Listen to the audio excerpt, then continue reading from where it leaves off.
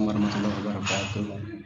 Alhamdulillahilladzi 'allama bil qalam 'allamal insana ma lam ya'lam asyhadu an la ilaha illallah wahdahu la syarika lah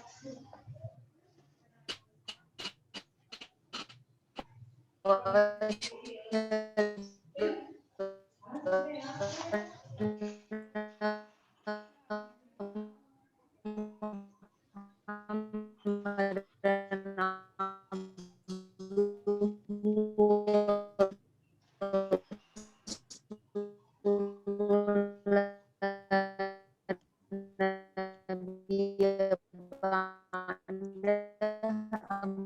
Muhammadan Alhamdulillah di siang hari ini kita bisa bertatap maya untuk melaksanakan kuliah secara virtual. Pada kesempatan ini kita bertanya untuk itu tiga.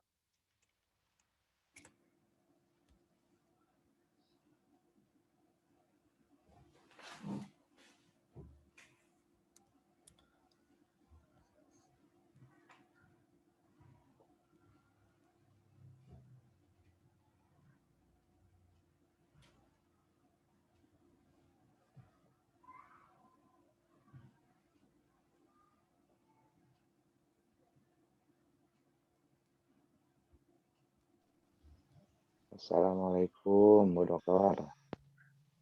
Ibunya di mute, Bu. Enggak di Bu. Di mute ya. Oh, dari tadi ya?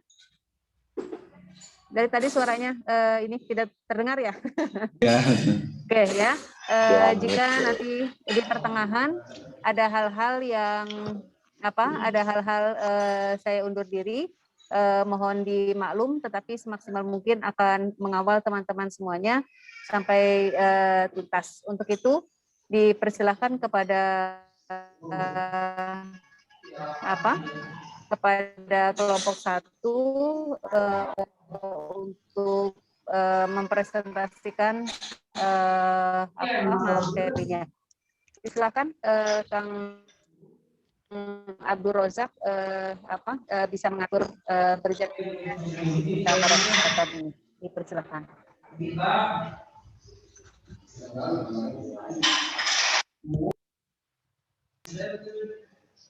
Jalan.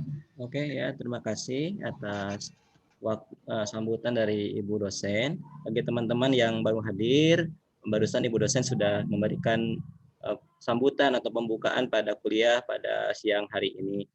Mandat dan pesan dari beliau bahwa perkuliahan ini dimulai dengan diskusi dan kelompok pertama. Nanti beliau beserta Ibu Wiwik insya Allah akan turut hadir di pertengahan maupun di akhir kegiatan perkuliahan pada siang hari ini. Teman-teman yang saya hormati, Ibu dosen yang saya hormati, marilah kita sama-sama awali kegiatan pada siang hari ini dengan bacaan basmalah. Bismillahirrahmanirrahim. Mungkin sambil menunggu yang lain, untuk diberitahukan bahwa pada siang hari ini penampilan atau presentasi dari kelompok 1 yaitu Bapak Cep Jamaluddin, Ibu Nung Hayati, Bapak Andri, dan Bapak Rizky Bahari.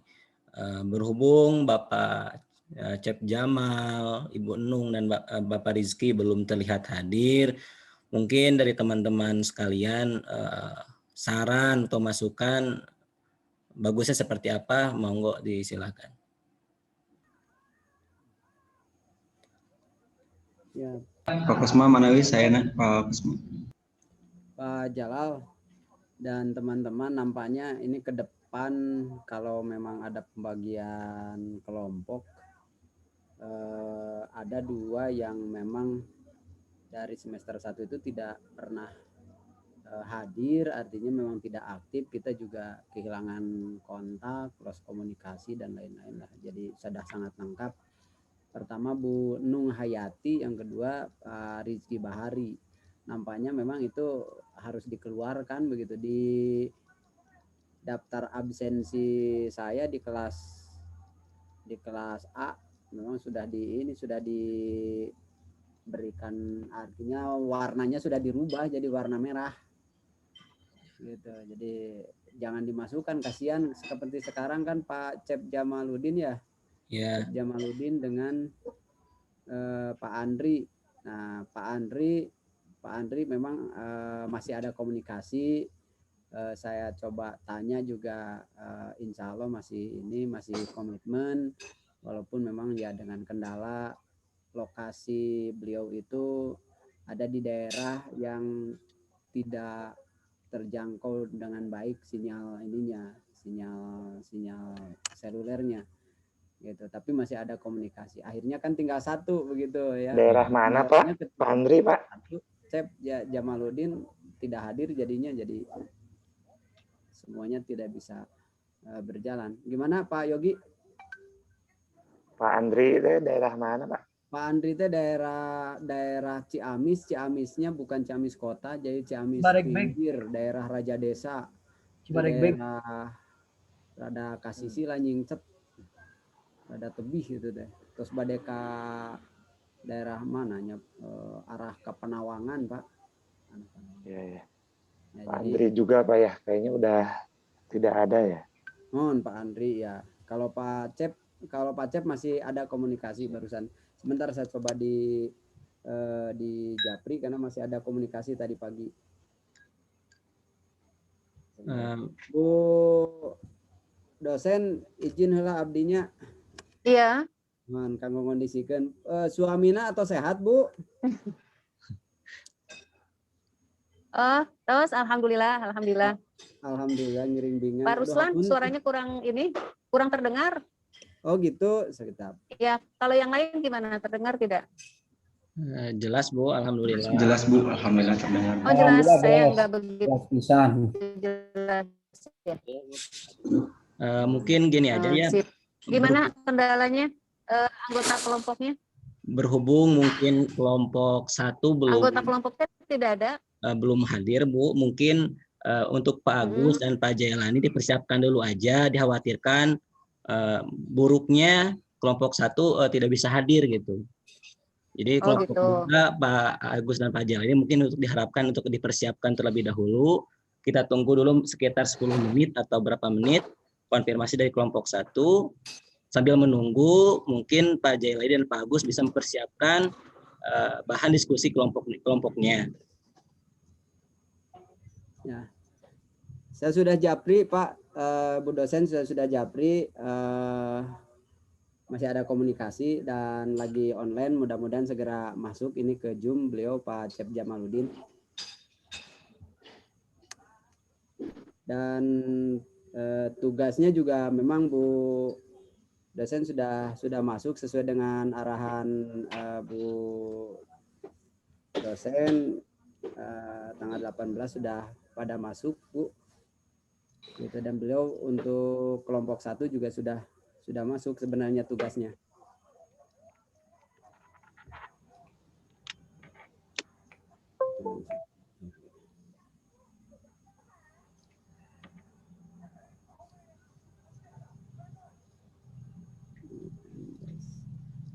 Kemungkinannya seperti apa kira-kira? Khawatir kita sudah menunggu waktu terus berjalan, kenyataannya beliau tidak siap misalnya gitu. Mungkin Bu dosen mengantisipasi jikalau kelompok 1 berhalangan hadir sesuai tepat dengan waktunya, mungkin digeser saja Bu untuk jadwalnya, bisa dimulai dari kelompok 2. Jadi kelompok 1 bisa digeser ke minggu berikutnya. Kelompok 2 sudah siap sekarang? Kebetulan untuk kelompok 2 sini sudah hadir, ada Pak Agus dan materinya pun sudah di-share ke saya. Mungkin insya Allah ketika siapa? Pak Agus dan Pak Jailani Bu. Tapi sudah siap belum? Sudah hadir Bu. Sudah hadir. Sudah hadir. Ya, untuk materinya sudah di-share kepada saya Bu. Lagi ngondisikan dulu Bu. Lagi mengondisikan. Ya. Sekalian nunggu gitu. Pak Cep Jamaludin, sekalian nunggu semangat Pak Agus, semangat. Pak Jaya dan Pak Agus dipersiapkan plan B-nya, ya. Sumber tembak ya. Saya masih nyambung Bu.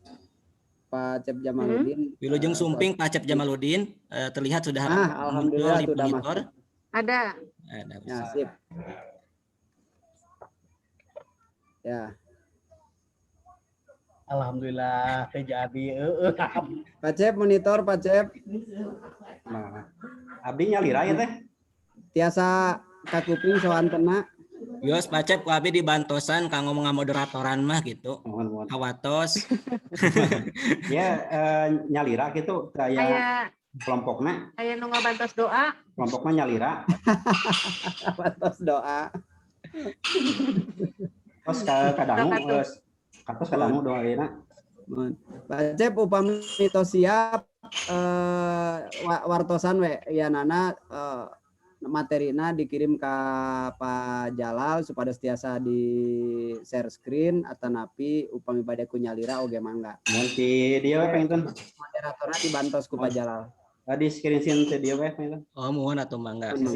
Gitu langsung saya. Kepunten Pak Cep, kalau pamit tiasa materina tiasa di-share ke grup saja. Mungkin teman-teman pada ninggal hawatos anu gangguan sinyal dan sebagainya. Mohon. Siap. Mangga dikawitan wae Pak Cep. Assalamualaikum warahmatullahi wabarakatuh. Salam sejahtera. Waalaikumsalam warahmatullahi wabarakatuh. Waalaikumsalam. Salam sejahtera untuk kita semua. Puji syukur kita ucapkan atas nikmat kesehatan dan kesempatan yang Allah berikan kepada kita, sehingga kita bisa berkumpul walaupun secara virtual dalam perkuliahan ini. Pada kesempatan kali ini saya mewakili kelompok 1, walaupun dalam jadwal kelompok 1 itu ada 4 orang. Mungkin yang 3 orang itu dari semester 1 sudah tidak ada, lihat dari kemarin transkrip nilai. Jadi untuk kelompok 1 mungkin saya sendiri. Nah, saya di sini akan memaparkan materi pada mata kuliah bimbingan konseling pengembangan kecerdasan. Itu dengan tema landasan bimbingan dan konseling.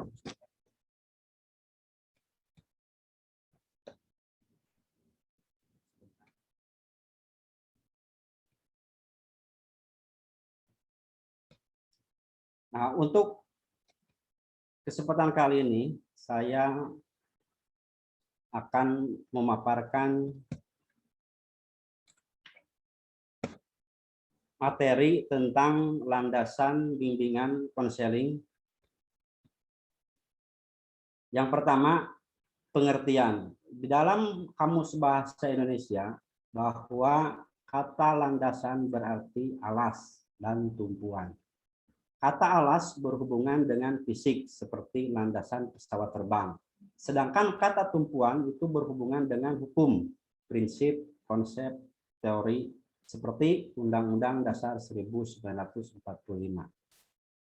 Menurut Hombi, landasan itu adalah suatu gagasan atau kepercayaan yang menjadi sandaran suatu prinsip yang mendasar, sehingga landasan sebagai acuan atau juga dasar pelaksanaan. Tanpa adanya dasar atau bisa dikatakan juga fondasi, maka tujuan yang ingin dicapai itu tidak akan membuahkan hasil yang maksimal serta yang sesuai dengan keinginan. Sedangkan kata kedua adalah bimbingan dan konseling. Kata ini memiliki 2 aspek, yaitu bimbingan dan konseling. Rohman Natawijaya yang dikutip oleh Samsu Yusuf dan Binti Kanul Ihsan dalam bukunya mengartikan bahwa bimbingan sebagai suatu proses pemberian bantuan kepada individu yang dilakukan secara berkesinambungan, supaya individu tersebut dapat memahami dirinya, sehingga dia sanggup mengarahkan dirinya dan bertindak secara wajar, sesuai dengan tuntutan dan keadaan lingkungan sekolah, keluarga, masyarakat, dan pada umumnya.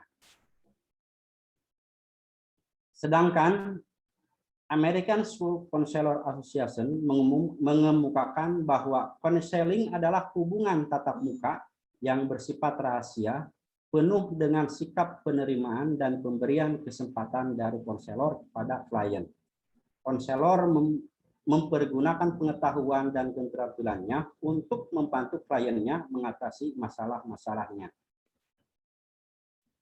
Selanjutnya adalah landasan dari sini akan saya paparkan itu adalah landasan bimbingan konseling. Tadi sudah dipaparkan makna dari landasan bimbingan dan konseling. Dari ketiga kata tersebut bisa disimpulkan bahwa landasan bimbingan dan konseling itu merupakan suatu dasar atau fondasi dalam proses pelaksanaan bimbingan dan konseling agar pelayanannya berjalan dengan efektif dan efisien.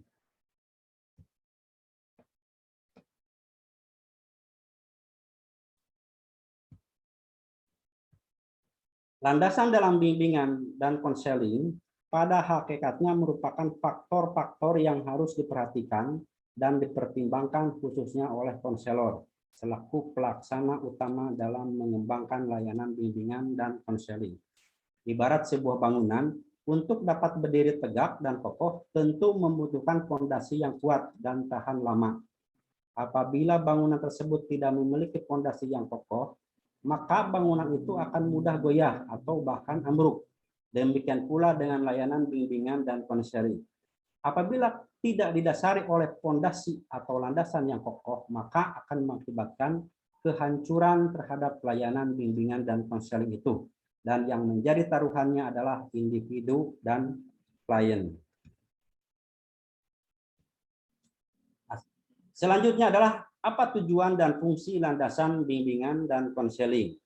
Tujuan bimbingan konseling itu adalah secara umum untuk mensukseskan terwujudnya tujuan pendidikan, baik tujuan pendidikan lembaga, pendidikan daerah maupun pendidikan nasional. Oleh sebab itu, sebagai layanan profesional, seyogyanya program, kegiatan, dan evaluasi bimbingan dan konseling tidak bisa dilakukan serampangan, harus bertitik tolak dan dimulai dari pijakan yang kuat. Sedangkan fungsi dari landasan bimbingan konseling itu adalah satu, sebagai pijakan dalam mengembangkan semua hal terkait bimbingan konseling. Yang kedua adalah sebagai penjelas dan sumber pemahaman mengapa sebuah program bimbingan konseling itu diadakan. Selanjutnya yang ketiga adalah dari fungsi landasan bimbingan konseling itu adalah untuk mencegah program bimbingan konseling terjerumus pada penyimpangan. Selanjutnya nomor 4 adalah agar segala sesuatu terkait bimbingan konseling lebih bersifat membumi sehingga manfaatnya bisa dirasakan setiap hari. Yang terakhir dari fungsi landasan bimbingan konseling itu adalah untuk mencegah terjadinya kesalahpahaman di internal para konselor maupun dengan pihak lain yang di luarnya. Nah, selanjutnya adalah macam-macam landasan bimbingan konseling.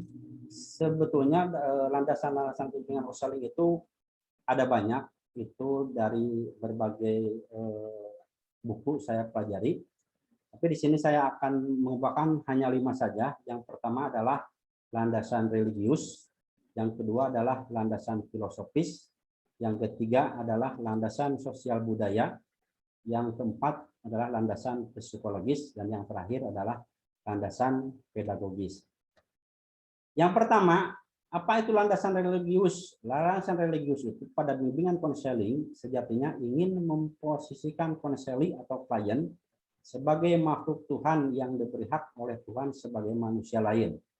Konselor harus menetapkan profesinya sebagai medan amal untuk beribadah. Apa yang ia lakukan semuanya semata-mata untuk mendapatkan ridho dari Tuhan. Begitu pula konselor harus memandang klien itu sebagai titipan Tuhan.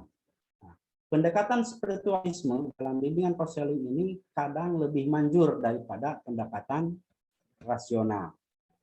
Yang kedua adalah landasan filosofis. Landasan filosofis merupakan landasan yang dapat memberikan arahan dan pemahaman khususnya bagi konselor dalam melaksanakan setiap kegiatan bimbingan dan konseling yang lebih bisa dipertanggungjawabkan secara objektif. Landasan filosofis dalam bimbingan konseling terutama berkenan dengan usaha mencari jawaban yang hakiki atas pertanyaan filosofis tentang apa manusia itu.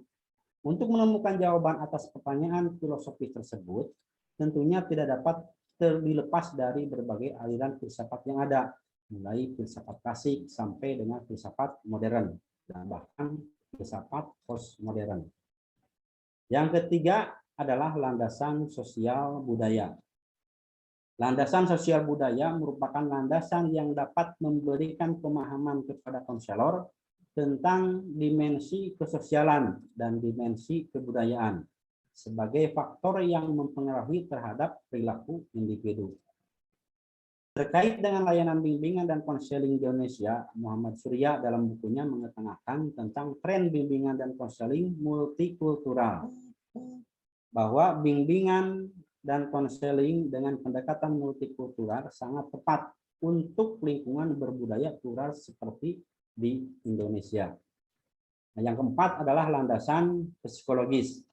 Landasan psikologis merupakan landasan yang dapat memberikan pemahaman bagi konselor tentang perilaku individu yang menjadi sasaran layanan atau klien. Untuk kepentingan bimbingan dan konseling, beberapa kajian psikolog yang perlu dikuasai oleh seorang konselor adalah tentang, pertama adalah motif dan motivasi, yang kedua adalah pembawaan dan lingkungan, yang ketiga adalah perkembangan individu, yang keempat adalah belajar, dan terakhir adalah kepribadian. Landasan yang terakhir dari bimbingan konseling itu adalah landasan pedagogis. Bimbingan dan konseling identik dengan pendidikan. Artinya, ketika seorang sedang melakukan praktek bimbingan dan konseling, berarti ia sedang mendidik. Landasan pedagogis dalam layanan bimbingan dan konseling ditinjau dari 3 segi. Yang pertama, pendidikan sebagai upaya pengembangan individu dan bimbingan merupakan salah satu bentuk pendidikan. Yang kedua adalah pendidikan sebagai inti proses bimbingan dan konseling. Yang terakhir adalah pendidikan lebih lanjut sebagai inti tujuan layanan bimbingan konseling. Mungkin itu presentasi dari kelompok kami. Sebelumnya saya mengucapkan terima kasih. Saya berharap hasil presentasi yang saya berikan hari ini bisa bermanfaat untuk teman-teman semua. Bila merasa ada kekurangan dan kesalahan, saya minta maaf karena kesempurnaan itu hanya milik Allah. Assalamualaikum warahmatullahi wabarakatuh. Waalaikumsalam warahmatullahi wabarakatuh. Terima kasih atas pemaparan dan penyajian presentasi dari Bapak Cep Jamaluddin. Mungkin di sini saya akan coba untuk membantu mengkoordinir pertanyaan atau sanggahan untuk sejenak memberikan waktu kepada Bapak Cep Jamaluddin untuk mengambil napas atau ya mempersiapkan diri. Jadi tidak terlalu sibuk untuk beliau. Mungkin mohon izin kepada semuanya, saya di sini mau mengkoordinir atau mengatur jalannya diskusi dari sesi pertanyaan dan sanggahan. Oke, Bapak Ibu yang saya hormati, Ibu dosen yang kami hormati dan banggakan, teman-teman sekalian. Untuk sesi tanya jawab, seperti biasa kita tampung dulu 3 pertanyaan. Untuk itu kepada teman-teman yang ingin mengajukan pertanyaan boleh dipersilahkan. Saya Pak. Bapak Saiful Hamdan, Bapak Abdul Rojak, dan Bapak Agus ya.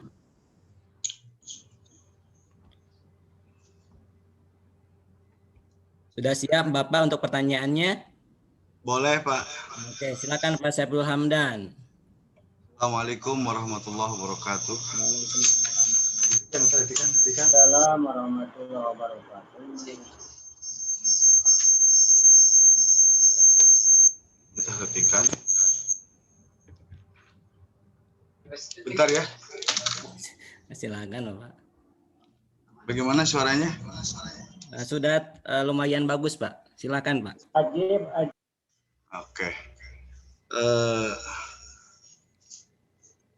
Pengatur acara yang saya hormati dan Allah muliakan Pak Jalaluddin, dan semoga bahagia hari ini. Terutama untuk Bapak Ibu dosen, Ibu dosen yang saya hormati dan Allah muliakan. Dan tentunya kita doakan semoga panjang umur, sehat, dan hari yang penuh dengan keberkahan. Pertanyaan saya, kepada pemapar tentang konseling. Tadi diutarakan konseling atau bimbingan dengan pendekatan multikultural.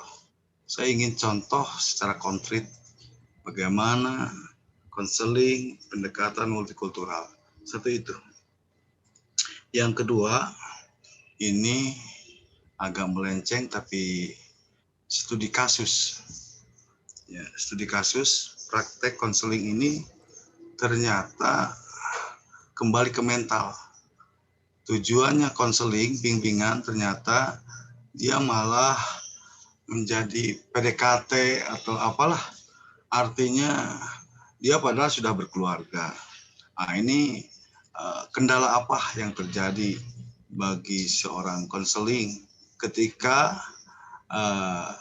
si siswa bukan dibimbing, malah ada sebuah kasus baru antara si pembimbing, si konseling dengan siswa tersebut. Mohon penjelasannya. Terima kasih atas waktunya. Assalamualaikum. Waalaikumsalam warahmatullahi wabarakatuh. Untuk selanjutnya pertanyaan kedua mungkin disilakan kepada Bapak Abdul Rojak. Assalamualaikum warahmatullahi wabarakatuh. Waalaikumsalam warahmatullahi wabarakatuh. Terima kasih Pak Jalal atas waktunya. Untuk pertanyaan saya mungkin simpel Pak Jalal. Mengapa bimbingan dan konseling itu identiknya pada pendidikan gitu Pak?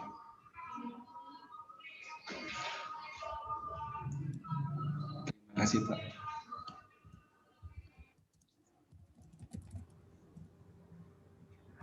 Untuk pertanyaan ketiga disilakan kepada Bapak Agus Mulyana Rahmat yang kebetulan tidak jadi presentasi, mungkin beliau akan beralih menjadi bertanya ya. Silakan Pak Agus. Terima kasih kepada Bapak Moderator yang saya hormati, Ibu dosen, dan yang saya muliakan saya sendiri ya. Mulia Pak. Tapi tong ngalam lewek, nah lanjutkan. Mungkin pada kesempatan ini saya tepatnya bukan bertanya ya, tetapi saya meminta solusi ya untuk dari teman-teman. Karakter anak itu tidak sama ya, ada yang lurus, ada yang bisa diatur, ataupun ada yang aktif ya. Di sini mungkin saya meminta solusi bagaimana arahannya ketika kita menemukan anak yang aktif sekali, baik di sekolah ataupun di rumahnya, pertama itu. Dan yang kedua, bagaimana cara mengutarakan ke orang tuanya agar ketika mendengarkan bahwa anaknya aktif tersebut tidak ada tersinggung hati orang tuanya. Karena ketika mendengar anaknya aktif, maka si orang tuanya itu agak-agak tersinggung. Apa bahasa itu aktif Pak?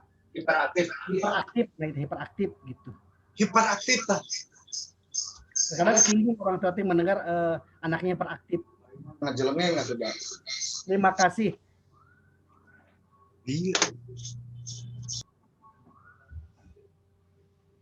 Mungkin 3 pertanyaan terlebih dahulu kita tampung. Yang pertanyaan dari Bapak Saiful Hamdan. Ada 2 pertanyaan. Yang pertama, bagaimana contoh pendekatan multikultural seperti itu mungkin. Terus yang kedua, bagaimana ketika seseorang konselor melakukan konseling kepada kliennya, malahan terjadi suatu kasus baru, yaitu antara konselor dengan kliennya itu sendiri. Untuk yang kedua dari Bapak Abdul Rojak, beliau mempertanyakan mengapa di bimbingan dan konseling itu identik dengan dunia pendidikan gitu. Mungkin itu kenapa alasannya, mungkin seperti itu. Terus yang nomor ketiga dari Bapak Agus Mulyana Rahmat, beliau bertanya, mungkin di sini ada 2 poin pertanyaan. Yang pertama, bagaimana cara menghadapi anak yang hiperaktif, baik itu di kelas maupun di lingkungan belajar. Terus yang keduanya, bagaimana cara mengkomunikasikan hal tersebut kepada orang tuanya agar tidak terjadi hal-hal yang tidak diinginkan. Mungkin kurang lebih seperti itu. Bapak Cep Jamaluddin mungkin bisa menangkap pertanyaan-pertanyaan dari Bapak Abdul Rojak, Bapak Saiful Hamdan, dan Bapak Agus Mulyana Rahmat. Untuk menjawab pertanyaan-pertanyaan dari beliau, mungkin pertanyaan yang pertama dulu, kami silakan kepada Bapak Cep Jamaluddin sebelum dilempar dan diperluas kepada teman-teman yang hadir pada kesempatan kali ini. Pada Bapak Cep Jamaluddin disilakan untuk menjawab pertanyaan-pertanyaan yang sudah diajukan. Terima kasih.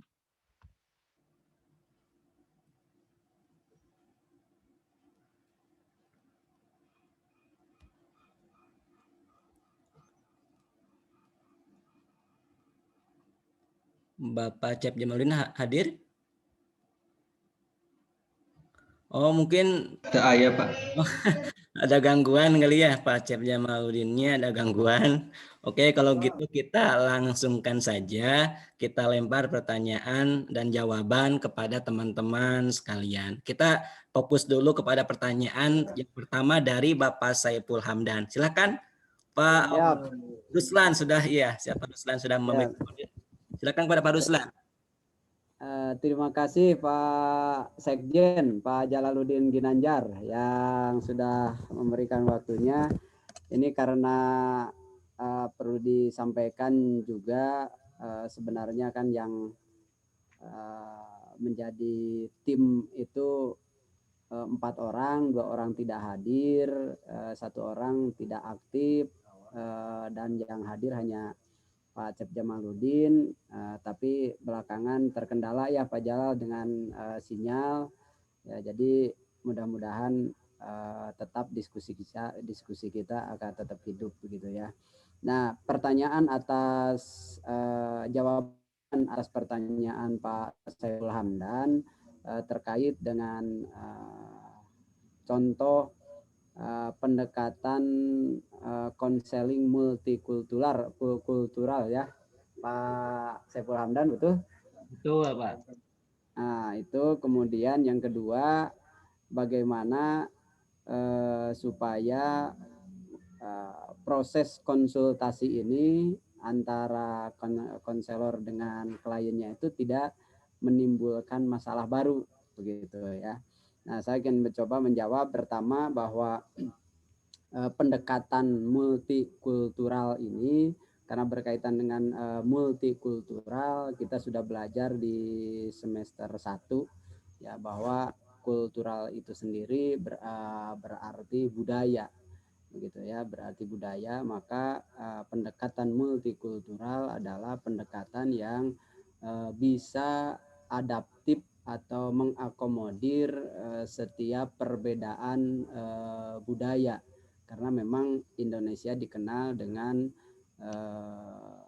kondisi yang memang multikultural, sehingga sebagaimana tujuan bimbingan konseling, walaupun di mata kuliah ini berkaitan dengan peningkatan kecerdasan, maka identik kalau kita berbicara bimbingan konseling itu adalah identik dengan solusi gitu ya. Ketika misalkan peserta didik kemudian menghadapi kendala, menghadapi masalah, maka fungsi dari konselor ini adalah untuk membuat jalan solusi sehingga keluar jawabannya.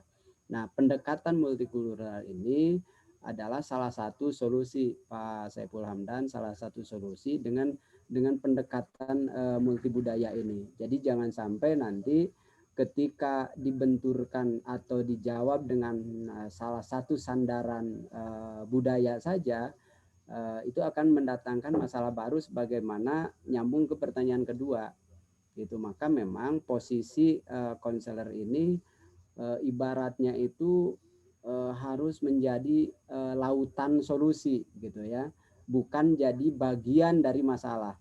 Kalau konselor ini bagian dari masalah, seperti yang ditanyakan Pak Saiful Hamdan, bisa jadi malah menjadi atau memunculkan masalah baru. Gitu. Kalau memang konselornya ini adalah bagian dari masalah, tapi kalau konselornya ini adalah katakanlah tadi lautan solusi, lautan ide, lautan gagasan, lautan jalan keluar atas masalah-masalah yang dihadapi oleh kliennya, maka insya Allah dengan apapun pendekatannya itu akan menjadikan jawaban atas masalah yang ditanyakan oleh klien. Barangkali itu nanti yang ditambahkan oleh teman-teman yang lain. Terima kasih Pak Jalal atas waktunya. Assalamualaikum warahmatullahi wabarakatuh. Waalaikumsalam warahmatullahi wabarakatuh. Bagaimana Pak Saiful Hamdan atas jawaban dari Pak Ruslan Abdul Ghani?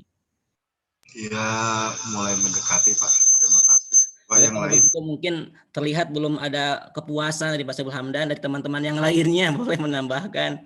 Pak Haji mungkin atau Pak Agus atau Pak siapa saja, Pak Irfan, Pak Dede, silakan, Pak Diman. Sebetulnya Pak Saiful Hamdan mah tinggal ngobrol udah gigireun teh teh.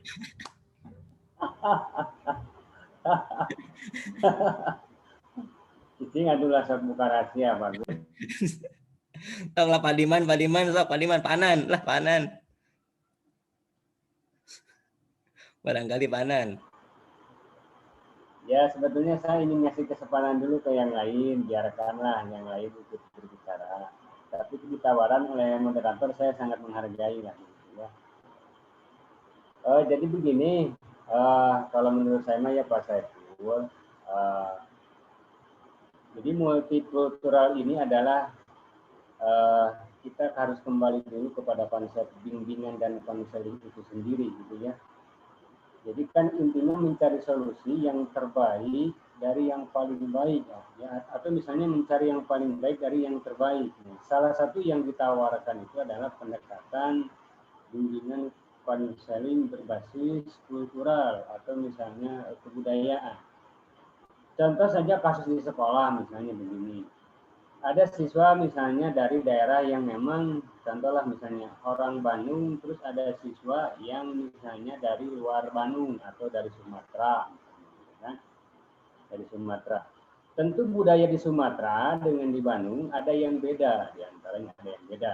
Ya, beda kebudayaannya, beda kebiasaan. Jadi kadang-kadang kalau ngobrol juga kan misalnya contoh dengan orang Batak, siga ngamek padahal lain ngamek gitu. Jadi ngobrol itu siga nyarekan. Termasuk saya pun punya tetangga ya, ngomongnya tuh ya tarik lah, keras. Kayak marah tetapi bukan marah sebetulnya. Seperti itu. Nah itu salah satu memang contoh-contoh perbedaan yang memang harus diatasi gitu ya. Nah masalah kultur ini adalah, jadi kita jangan memaksakan seseorang yang memang punya masalah itu memaksakan dengan artinya mengutamakan kepentingan konselor itu sendiri atau ke titik persoalannya. Tetapi kita lihat dia itu misalnya kebiasaan di keluarganya seperti apa, di daerahnya seperti apa, gitu kan, di orang tuanya seperti bagaimana. Jadi benar-benar mendasar pada kebiasaan dia, kemudian ya budaya dia, sehingga topik permasalahannya itu benar-benar tersentuh apa yang menjadi tujuan dari bimbingan konseling itu. Jadi fokus di sini adalah karena berbasisnya adalah memang budaya ataupun kultur, karena ini kalau saya lihat di beberapa literatur gitu ya, ini contoh di Amerika misalnya, di Amerika itu ya dia meneliti orang-orang kulit hitam oleh orang kulit putih gitu kan. Nah di sini kan berarti pendekatan yang harus dilakukan harus ya salah satunya dengan pendekatan kultural. Bagaimana kulit hitam punya kebiasaan, kulit putih juga punya kebiasaan. Yang jadi permasalahan ini adalah kulit hitam.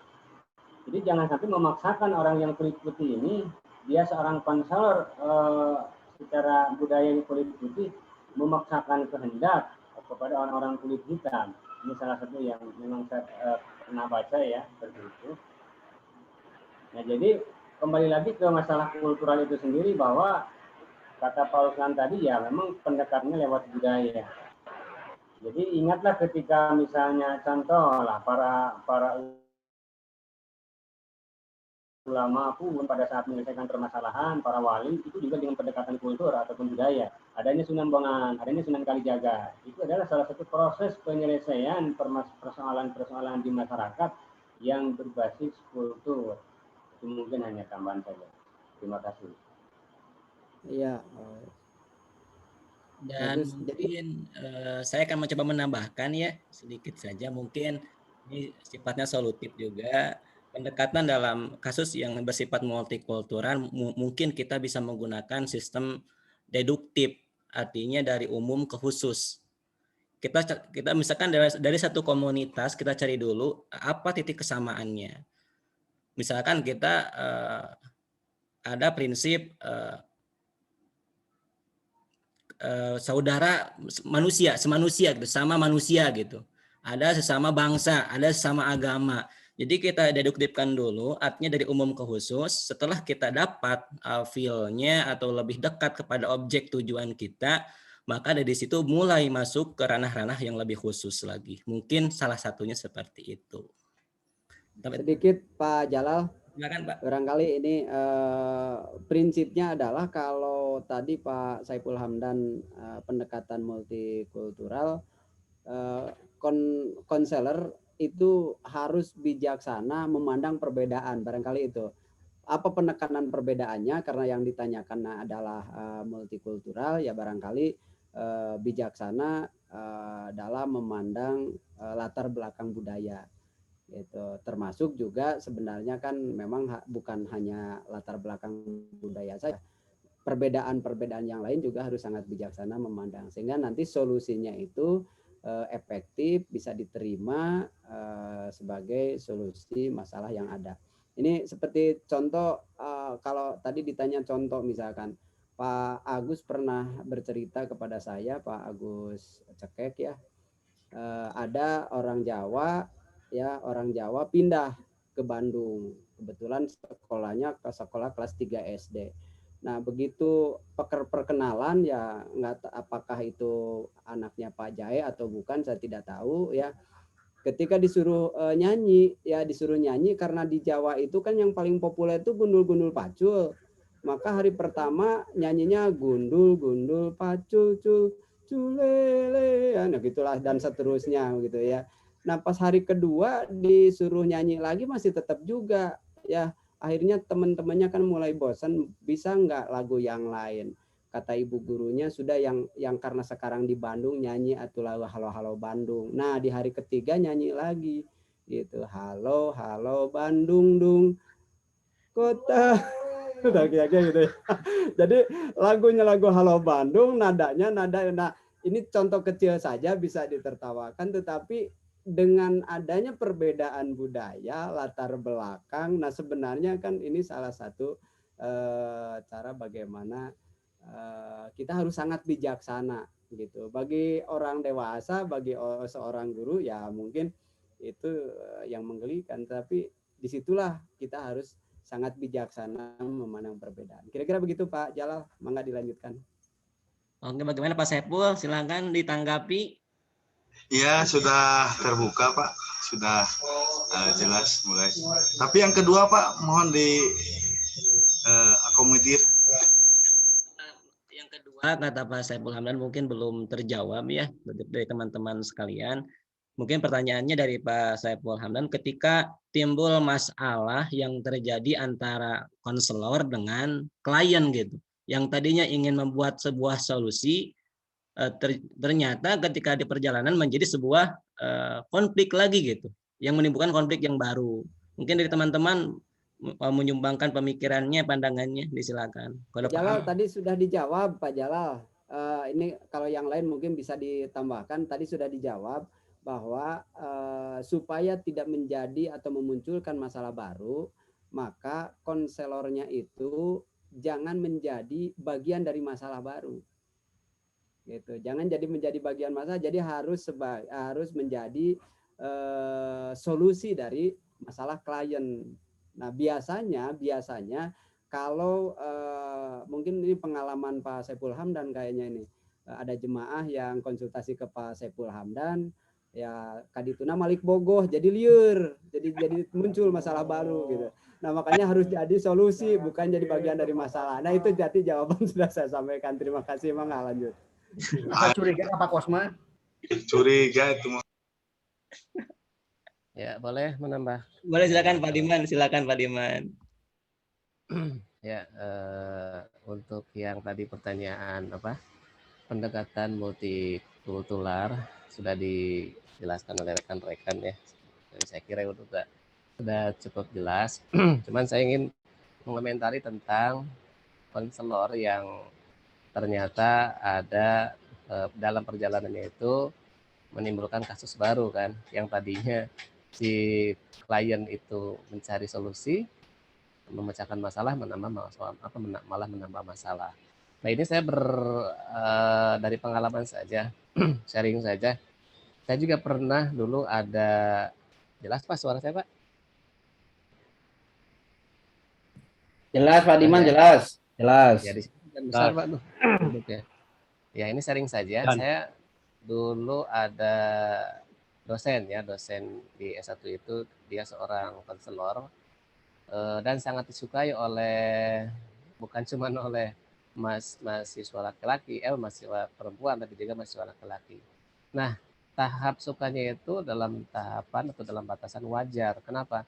Karena konselor tersebut memiliki sifat yang ramah, kemudian juga peka terhadap masalah, dan yang terakhir itu adalah mencuk orang bahwasanya bisaan gitu, menyelesaikan masalah begitu. Nah, terus satu ketika kami diajak oleh konselor tersebut bagaimana cara mengatasi yang bermasalah atau bimbingan konseling itu bagaimana. Karena di S1 juga ada mata kuliah bimbingan konseling kan. Jelaskan bahwa salah satunya kenapa Bapak itu disukai, kemudian katakan ya banyak dipanggil lah gitu sebagai konselor itu. Salah satunya yang saya tangkap itu pada waktu itu adalah yang pertama, beliau membuat satu metode yang lain daripada yang lain, yaitu sang konselor tersebut ketika ada bimbingan tidak pernah di tempat yang tertutup, tapi di tempat yang terbuka, seperti misalkan di kedai gitu, di kedai makan gitu ya, atau di tempat wisata yang banyak orang lah gitu, tidak di dalam rumah berduaan. Itu salah satunya. Kemudian yang kedua juga ada metode yang kedua itulah metode sistematis. Yang pertama, tahapan pertama adalah menganalisa dulu, menganalisa permasalahan seperti apa, mengidentifikasi masalahnya bagaimana, latar belakangnya dan sebagainya. Tadi juga dijelaskan mengenai pendekatan multikultural, semua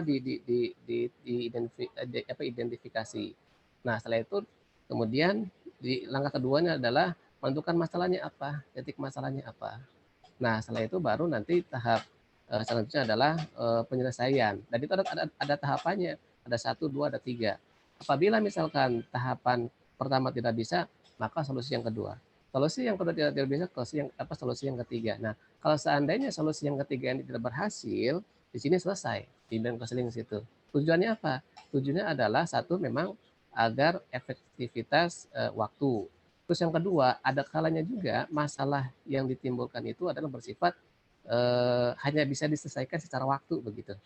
Jadi kalau misalnya berkepanjangan itu tadi muncul ada rasa suka dan sebagainya begitu kan. Karena yang namanya konselor itu kan dia juga membahas orang enakan lah, diajak ngobrol, mengerti tentang psikologi seseorang begitu. Nah itu salah satu untuk mengantisipasinya. Yang terakhir yaitu tentunya juga secara Islam kita menjaga etika atau adab di dalam hubungan begitu antara misalnya yang beda jenis gitu ya.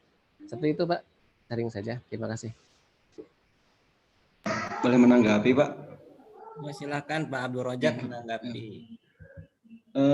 Gini Pak, apakah ada kriteria menjadi seorang konselor gitu Pak, agar para konselor itu Pak sesuai dengan konselor gitu, jangan dengan apa yang seharusnya gitu Pak. Seperti itu. Pak Diman barangkali dengan sudah memaparkan metode-metode konselor, sudah dipaparkan kalau kriteria seorang konselor itu harus seperti apa gitu Pak. Mungkin bisa langsung saja Pak dijawab ya, karena langsung ini tertuju ke Pak Diman. Langsung aja Pak Diman jawabnya. Ya. Ya intinya untuk rinciannya kurang begitu jelas saya juga pada waktu itu. bagaimana tahapan-tahapan atau metodenya ya. Saya lupa lagi pada waktu itu, intinya bahwa tahapan pertama itu adalah identifikasi ya permasalahannya, latar belakangnya dan sebagainya, ekonomi, keluarga, kemudian lingkungan dan sebagainya itu diidentifikasi. Terus yang keduanya itu solusi. Ini Pak maksudnya Pak kriteria sebagai konselor gitu Pak, bagaimana gitu Pak? Kriteria sebagai seorang konselor gitu Pak. Apakah ada gitu Pak? Kalau dulu saya menyimak dari dosen tersebut bahwa seorang konselor itu intinya adalah tidak diperlukan skill yang khusus. Tidak dibutuhkan skill yang khusus, tapi dibutuhkan adalah kepekaan terhadap seseorang. Dan yang kedua itu tidak sensitif, temperamen atau apa ya gitu, sensitif. Ya intinya adalah kepekaan. Nah, jadi kalau nanti setelah kita belajar melalui ilmu-ilmu psikologi, kemudian konseling dan sebagainya, itu akan memberikan pengetahuan ilmu baru begitu. Nah, adapun untuk kepiawaian dia dalam mengatasi solusi itu adalah pengalaman dari berbagai klien dan sebagainya, itu yang menjadikan dia sebagai seorang konselor. Seperti itu, Pak.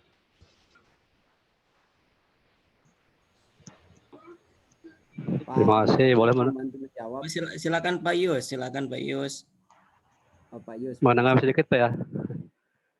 Ini ya kasusnya tentang konselor ya, pengalaman aja ketika siswa dipanggil oleh guru BK atau BP itu biasanya siswa itu banyak bermasalah gitu.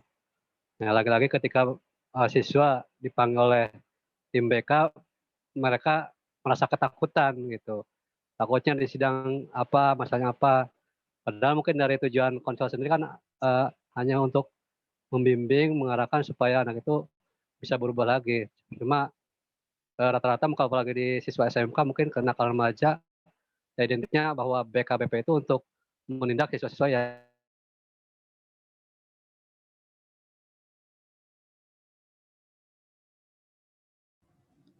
Mungkin Pak Ius ada gangguan sedikit ya, mungkin ada gangguan sedikit untuk Pak Ius. Mungkin nanti kita sambung lagi jawaban dari Pak Ius.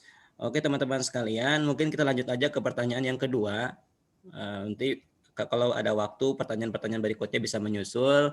Ini mau nama saya Pak. Oh, silakan. Saya mau nama ini tentang kriteria konselor gitu. Menitnya, sok. 10 detik, saya 10 detik lah kalau saya. Saya 5 detik. Sok, atuh mangga. 5 detik. Saya 5 detik nih. Jadi kriteria konselor ada pertama harus menjadi contoh ya, cerminan bagi yang lain. Dan yang kedua adalah bisa berempati dan bisa simpati. Cukup 5 detik. Saya 10 detik Pak Jalal. Silakan. Yang pertama background dan keluasan ilmu ya, karena harus menguasai ini medan BK itu sendiri. Yang kedua namanya pengalaman Pak Abdul Rojak. Jadi pengalaman itu bisa mampu menjawab setiap permasalahan yang datang. Nah, sisanya itu tadi yang disampaikan oleh Pak Agus. Terima kasih. Hatur nuhun ya ke Pak Agus, ke Pak Ruslan yang sudah menyumbangkan pikirannya tentang kriteria seorang konselor.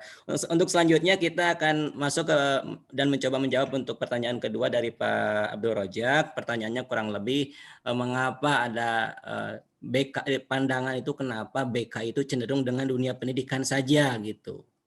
Apakah betul seperti itu atau mungkin ada pandangan lain seperti apa? Ya silakan Pak Hamdan langsung nyangut.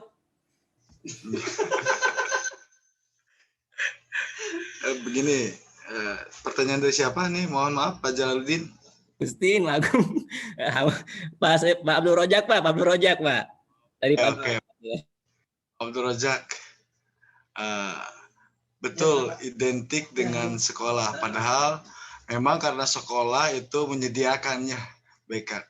Tapi di kehidupan nyata, kehidupan sehari-hari seperti ini, justru Ustadz, Kiai ini menjadi konselor urung loh. Konselor urung loh. Berapa ribu atau berapa orang yang selalu mengeluh, selalu banyak permasalahan yang datang untuk memberikan solusi terhadap kehidupannya.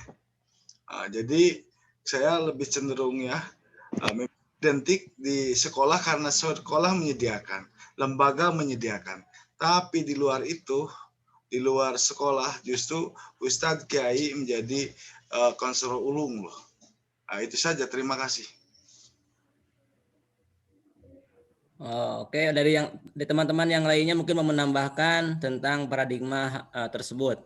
Silakan teman-teman. Menambahkan sedikit Pak Jalal. Silakan Pak Kosma. Ya, kenapa di dunia BK itu lebih cenderung populer di dunia pendidikan? Pertama karena di UPI-nya itu ada jurusan bimbingan konseling, satu itu ya. Jadi kalau tidak ada itu yakin tidak akan populer, satu itu ya. Kenapa Pak Yogi senyum-senyum? Betul kan? Jawaban saya satu itu. Yang kedua, yang menggunakan istilah atau jabatan BK itu adanya di sekolah-sekolah. Ustadz itu betul, saya setuju dengan Pak Saiful Hamdan ya. Saya belum lama ini ada beberapa guru yang datang berkumpul untuk konsultasi, tapi saya tidak mengatakan saya ini ahli bimbingan konseling gitu ya, karena manggilnya ke saya, Pak Ustadz saya ingin konsultasi. Nah, saya tidak bilang saya ahli bimbingan konseling. Jadi itu ya betul juga kata Pak Saiful Hamdan ya, Ustadz tidak menamakan dirinya sebagai konselor BK begitu, makanya memang lebih populernya di dunia pendidikan. Padahal betul saya setuju ya, para ustadz, para guru-guru agama ini konselor ulung ya. Terima kasih Pak Jalal, mangga lanjut. Dan mungkin saya juga akan menambahkan sedikit Pak, mungkin mangga. Di perusahaan ya, kadang-kadang kita juga lupa di perusahaan juga ada bagian-bagian untuk bimbingan konseling seperti HRD atau personalia di perusahaan gitu kan, mengurusi tentang karakter karyawan dan permasalahan yang dihadapi oleh karyawan, itu juga kan merupakan bimbingan konseling sesungguhnya. Tapi karena mungkin namanya tidak BK, jadi cenderung BK itu ya seolah-olah ya di pendidikan gitu. Seperti itu. Ya, betul, setuju Pak Jalal, setuju. Menambahkan.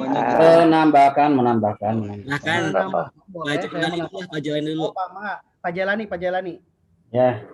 Tadi mengenai tentang BK, ya, kenapa ada di dunia pendidikan? Seperti yang dikatakan Pak Ruslan, katanya ada di UPI ya BK. Nah, kemudian kasus berikutnya adalah bagaimana kalau kiai. Nah, kalau kiai atau itu adalah panutan. Nah, kalau panutan biasanya itu adalah orang itu ingin mencari seseorang adalah yang bisa memberikan solusi. Artinya ada hubungan batin bahwa dia mampu memberikan solusi. Nah, menurut saya yang namanya kiai itu adalah termasuk konselor yang tak bergelar. Gitu. Kalau yang bergelar ya biasanya di UPI, gitu kan. Nah, kalau kiai itu ya adalah gelarannya adalah gelar karena kehormatan saja, karena dia memberikan solutif. Gitu.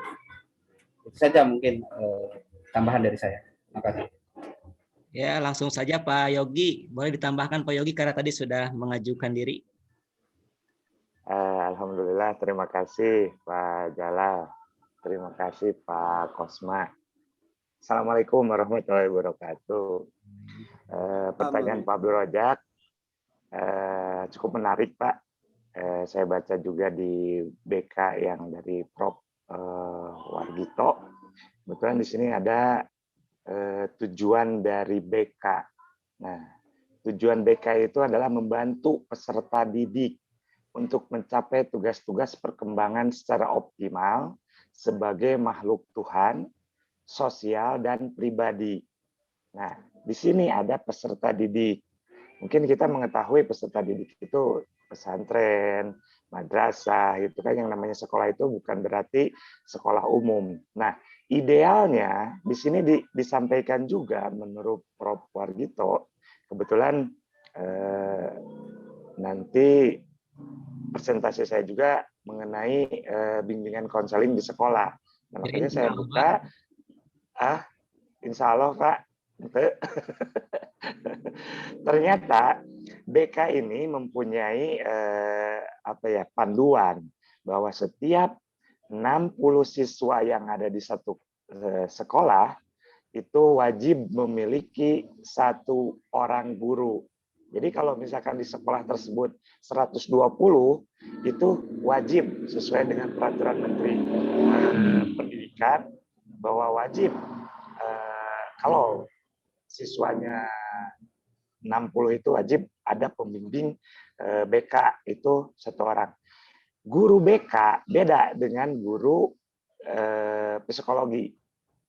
Kenapa? Karena psikologi menyangkut kejiwaan, tetapi BK itu bukan menyangkut kejiwaan seorang peserta didik atau siswa. Nah, di sini untuk membantu individu untuk mencapai sebuah bimbingan konseling itu ada kriterianya, ada 6, Pak, di sini, yaitu mengembangkan seluruh potensi anak. Nah, anak di sini mungkin anak peserta didik, terus mengatasi kesulitan dan memahami diri peserta didik. Nah, peserta didik di sini bukan berarti siswa atau misalkan siswa pesantren atau termasuk kita juga mungkin seorang mahasiswa, ya kita pasti perlu bimbingan dan konseling. Terus yang ketiga, mengatasi kesulitan dalam memahami lingkungan di sekitarnya, termasuk sekolah, keluarga, dan pekerjaannya. Kalau misalkan kita sebagai mahasiswa yang sudah bekerja. Terus yang keempat, mengatasi kesulitan dalam mengidentifikasi dan memecahkan masalah.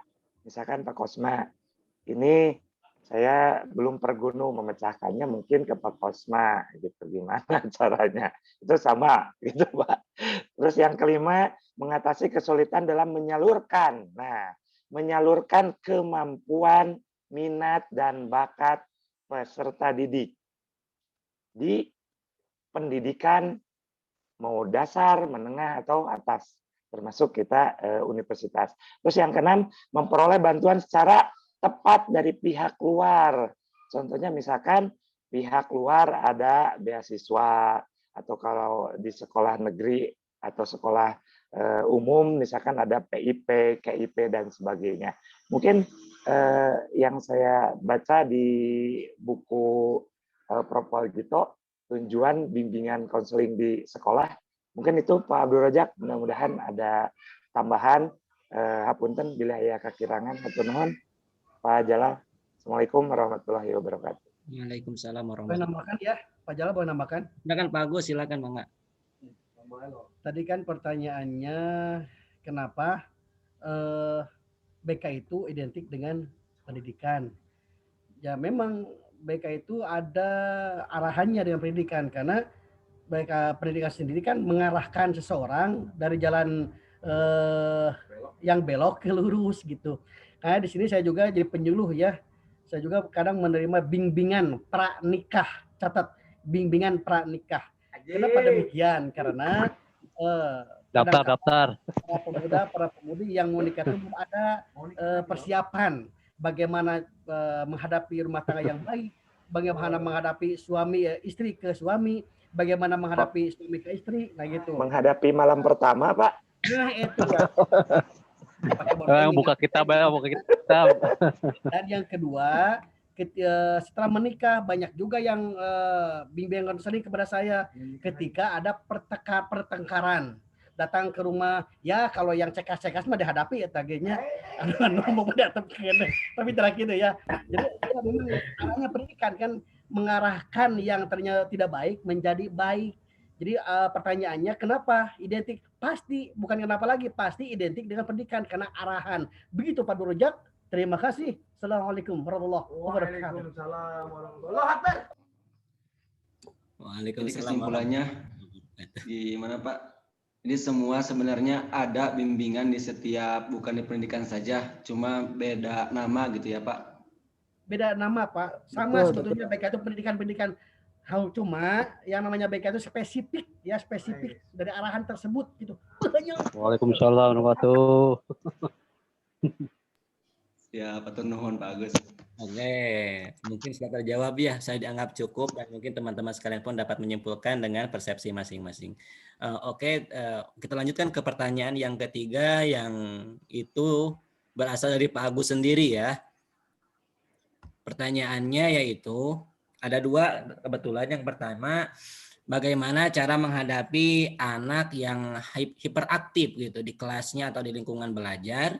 Yang keduanya, bagaimana cara mengkomunikasikan dengan orang tua atau walinya supaya terjadi komunikasi yang baik dan tidak menimbulkan masalah baru terhadap komunikasi itu sendiri. Mungkin seperti itu ya kurang lebih. Oke, kepada teman-teman majelis Jumiah disilahkan untuk menjawab atau menanggapi pertanyaan-pertanyaan dari Pak Agus Mulyana. Terima kasih. Tapi tidak ada bahasa cekek ya.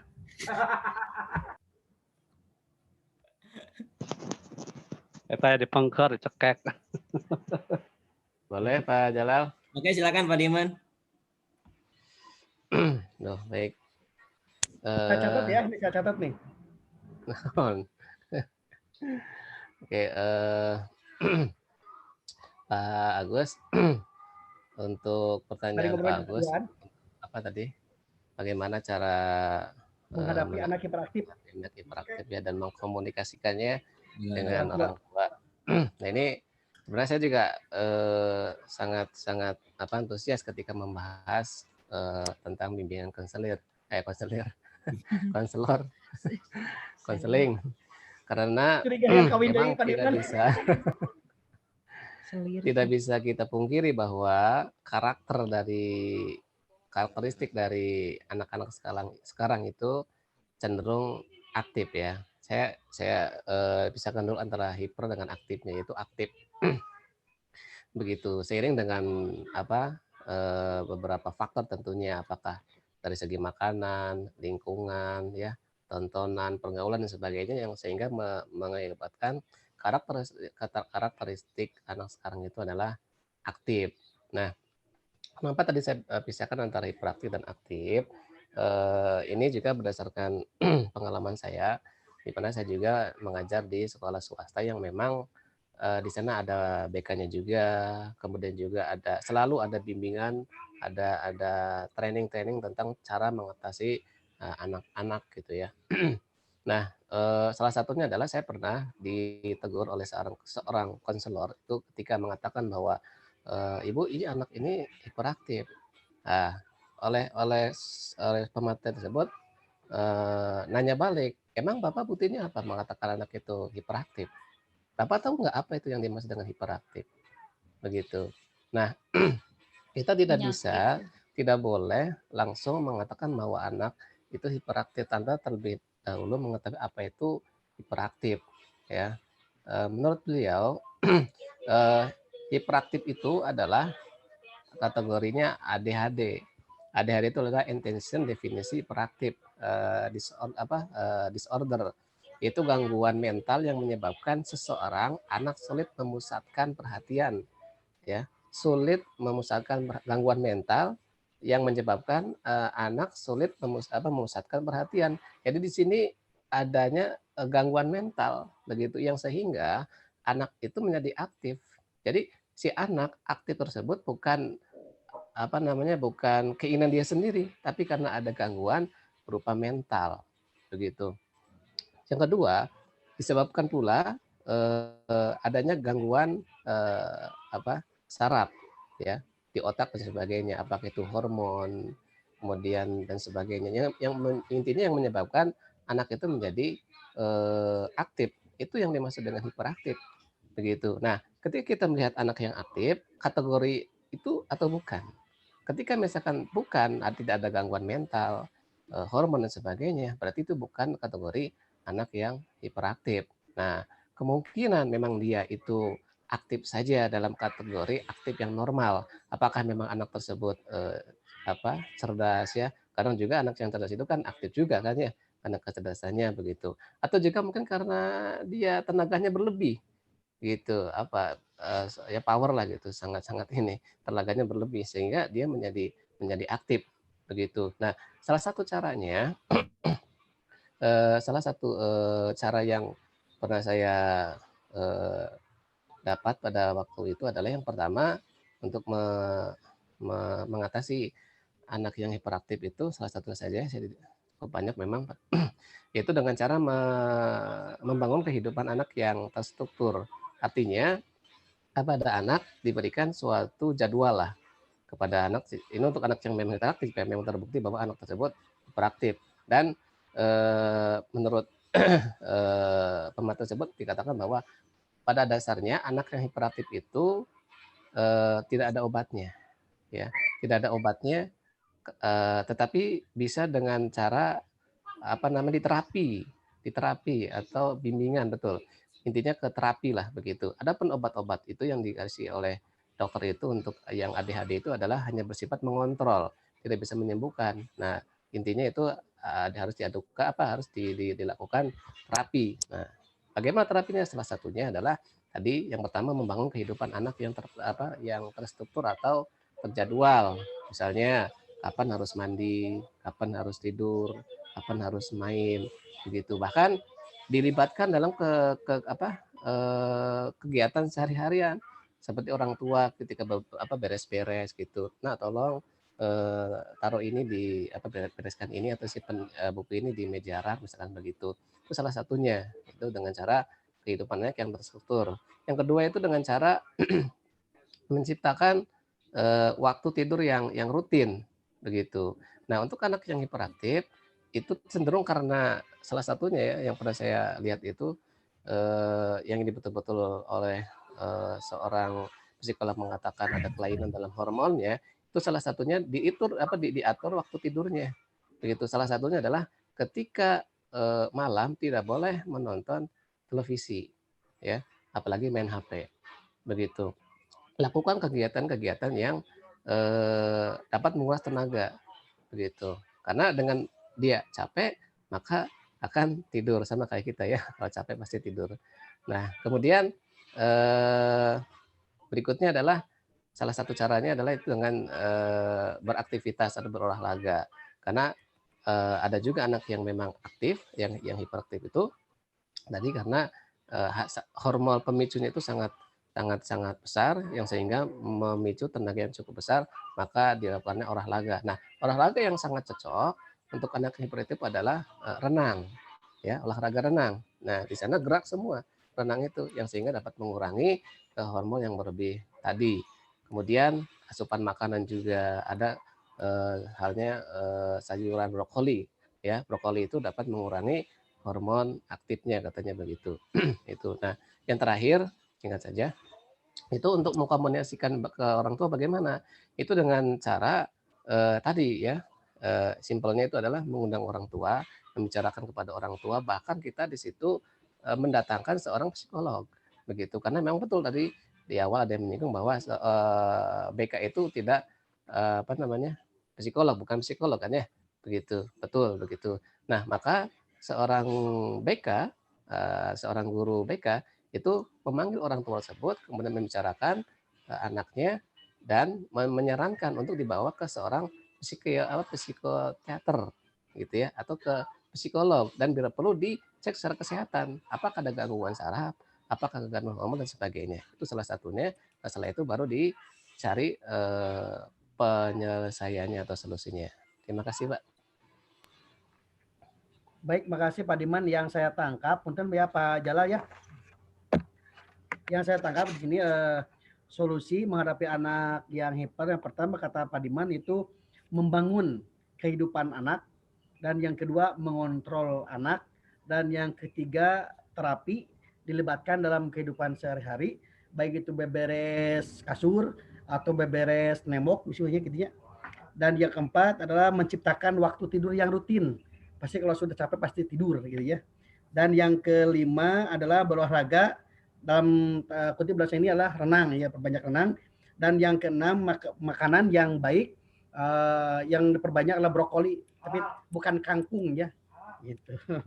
Yang halal dan yang thayyibah mungkin ya. Lalu untuk orang tuanya nih, orang tuanya mengundang orang tuanya agar diserahkan ke psikiater. Dan yang saya tanyakan, bagaimana cara mengkomunikasikan ke orang tuanya bahwa anak tersebut hiperaktif, tetapi orang tua tersebut tidak kesinggung dengan bahasa bahwa anaknya hiperaktif. Bagaimana cara bahasa yang paling lemes gitu lah, lemes gitu di amplas Pak Jalal. Saya bisa lah, saya bisa. Bisa lah, bisa Pak Gus, bisa lah. Bisa lah, bisa lah. Bisa naon, iya bisa naon. Ya, Pak Agus. Silakan Pak Dimas. Ya. Biasa ngerayut biasa. Pakai rayuan aja, pakai rayuan Pak. Ya. Sebenarnya Pak. Ya, saya tanyakan bahasanya. Bagaimana cara mengucapkan yang baik? Apa misalkan gini, Bu, anak ibu hiperaktif atau bagaimana yang lebih baik gitu? Ya. Yang lebih lemes. Supaya enggak. Tadi di awal sudah disampaikan bahwa hiperaktif itu berbeda dengan saya bilang itu mah punten Bu ya. Aktif itu berbeda dengan aktif ya. Hiperaktif itu karena ada gangguan mental. Nah, oleh karenanya pada dasarnya jangankan orang lain sebenarnya, orang tua sendiri itu sebenarnya sudah tahu ketika anaknya itu mengalami gangguan. Ya. Aktif lah ketika melihat anaknya itu aktif. Nah, tapi belum tahu seandainya bahwa anak tersebut adalah hiperaktif begitu. Tapi setelah kita selidiki ternyata anak tersebut adalah hiperaktif yaitu karena ada gangguan mental tadi begitu ya. Nah, salah satunya itu yaitu dengan cara kita menyarankan untuk ke psikolog atau psikoteater begitu. Nah, di sanalah orang tersebut atau psikiater tersebut yang akan menyampaikan kepada orang tua bahwa anak tersebut, anak ibu adalah hiperaktif berdasarkan data begini. Seperti itu, Pak. Dan sekali lagi orang tua juga sebenarnya pada dasarnya sudah tahu dari awal tentang kondisi anaknya. Jadi psikoteater atau psikolognya yang akan memberitahu kepada orang tuanya dengan bahasa mereka begitu, Pak. Izin Pak Jalal menambahkan. Silakan Pak Ruslan. Baik, izin juga Bu dosen, Bu Dr. Salsa, menjawab pertanyaan Pak Agus Mulyana Rahmat, bagaimana cara, ini sangat teknis sekali, bagaimana cara untuk menyampaikan kondisi yang sebenarnya tanpa harus menyinggung atau tersinggung orang tuanya. Maka ada satu alternatif jalan yang bisa digunakan, yaitu dengan menggunakan prinsip yang sering digunakan di ilmu marketing, AIDAS. Ya, AIDAS itu A-nya attention. Jadi memang pertama harus diawali dengan perhatian baik kepada anaknya maupun kepada orang tuanya. Gitu ya, sehingga kalau sudah ada perhatian manyawe gitunya gitu, itu yang pertama. Kemudian yang kedua interest gitu ya, itu interest. Nah, jadi kita harus betul tadi Pak Diman yang menyampaikan harus ada empati, karena memang untuk memunculkan interest, ketertarikan kepada kita bahwa kita ini bukan orang yang berseberangan, bukan orang yang ingin memalukan si ibu, tetapi memang orang yang ingin menjadikan teman untuk mencari jalan solusi. Nah, kemudian desire, ini yang paling penting. Desire itu kan untuk membangkitkan hasrat. Ya, untuk membangkitkan hasrat orang tua untuk mengetahui apa sih yang sebenarnya terjadi. Gitu ya. Dengan memunculkan hasrat itu, maka orang tua dengan sendirinya dia mencari tahu. Ya. Dan kita posisinya bukan posisinya untuk seolah-olah kita yang punya kepentingan, tapi orang tua yang memiliki kepentingan. Jadi dibalik. Gitu. Contohnya misalkan dengan pertanyaan begini, Ibu, kalau saya memberikan sesuatu yang berharga untuk ibu, untuk masa depan ibu, untuk masa depan anak, mau nggak? Itu pertanyaan yang terlihat simpel, tapi itu bisa membangkitkan hasrat untuk mau mengetahui. Ketika jawabannya sudah mau, nah kita bisa membuka itu, gitu ya. Nah kemudian nanti dilanjutkan kalau sudah desire, maka nanti ada action A-nya, ya. Nah kalau dari action, maka nanti solusi yang ditawarkan oleh kita sebagai konselor, ya, nanti itu bisa dilaksanakan oleh orang tua. Karena selanjutnya kan bukan kita yang harus ini, jadi harus bersama-sama dalam pendidikan. Tidak mungkin kita seterusnya di sekolah, sementara kehidupan anak itu sebagian besar adanya di di keluarga misalkan. Nah, itu harus ada action yang sama-sama di sekolah dan di rumah. Dan terakhir yang harus kita pegang, yang harus kita tuju sama-sama supaya munculnya satisfaction. Jadi harus ada kepuasan semua pihak. Jangan hanya karena Pak Agus misalkan saya pengalaman, saya tahu ilmu tentang BK, wah pokoknya hoyong katingali gagah gitu dalam memberikan bimbingan dan konseling. Yang puasnya hanya Pak Agus saja, ya gitu. Sementara orang tua merasa tertekan, gitu ya. Tidak ada kepuasan. Yang paling enak itu Pak Agus, yang pernah disampaikan Pak Agus sendiri, yang enak itu adalah puas bersama. Terima kasih. Pak Agus, mungkin Ya. sebetulnya jawabannya Nah sudah. gini Pak Jalal, Silakan ini Pak. saya kasus nyata, kasus nyata karena ada seorang anak ya memang kelihatannya aktif sekali, lalu anak tersebut suka mencuri uang nih, ngambil uang orang lain, tetapi bukan dijajankan ya untuk yang lain itu. Lalu ada seorang guru dari saya mengatakan, Bu, mungkin putra ibu teh aktif. Nah di sana marah si ibu tersebut, seenaknya guru berkata begitu, sampai keluar sekolah dari lembaga saya gitu. Padahal memang aktif juga.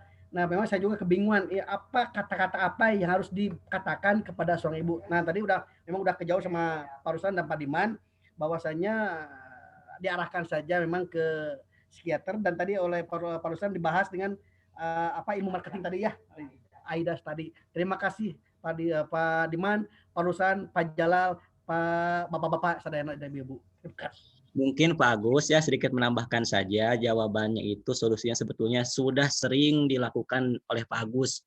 Mungkin beda cara saja dan beda mungkin objeknya. Kalau Pak Agus mungkin kan di pernikahan kadang-kadang mohon maaf nih, kalau masalah keluarga kan pasti keluarga besar yang ikut campurnya.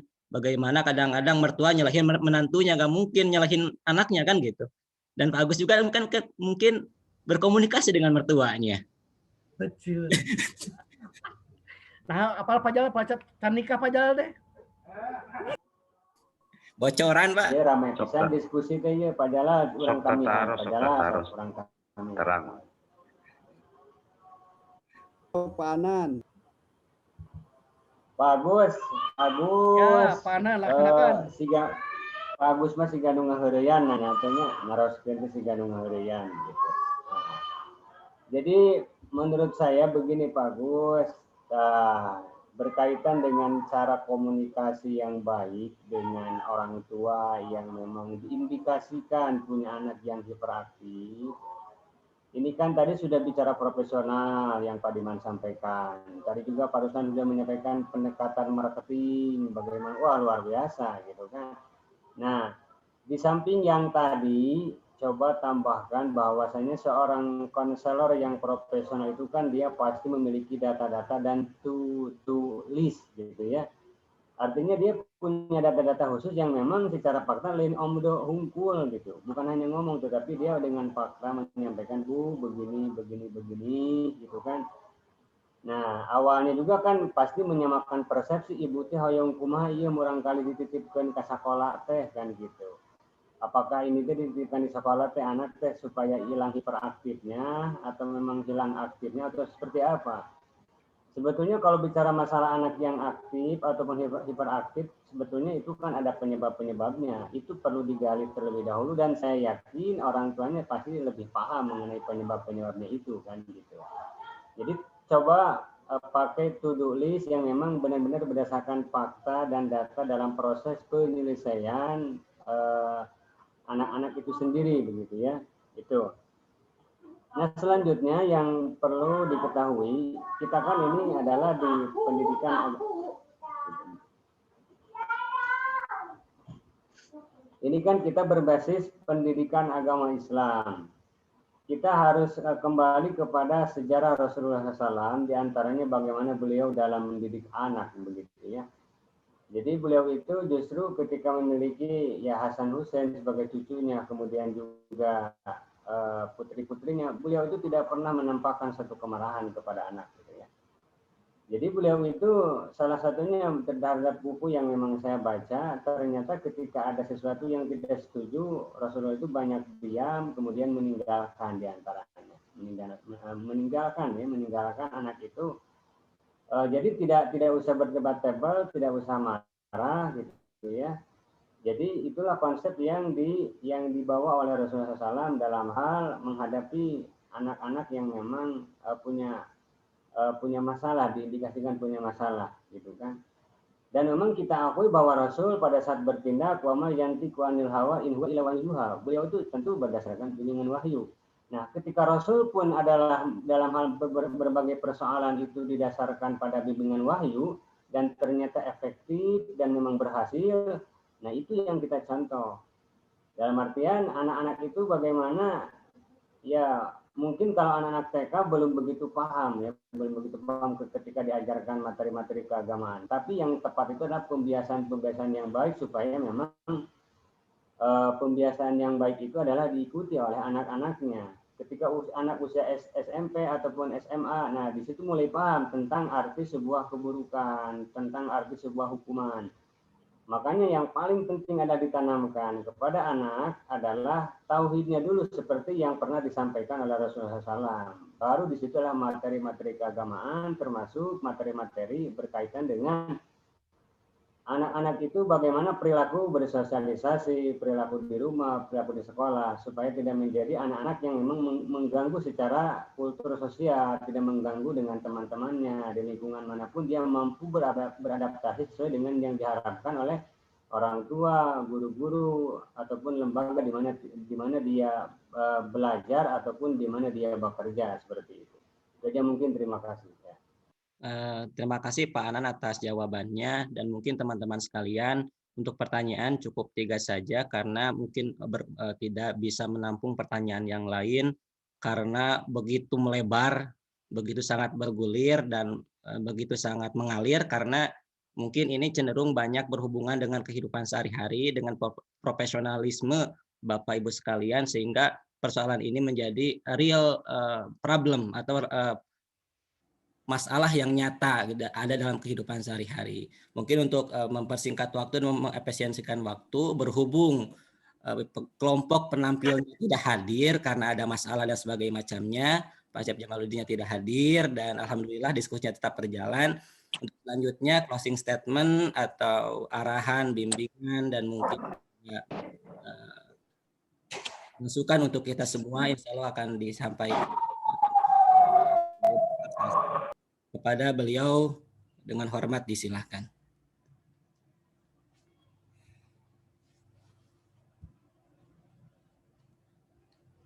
Mangga Bu Dr. Salsa dihaturanan.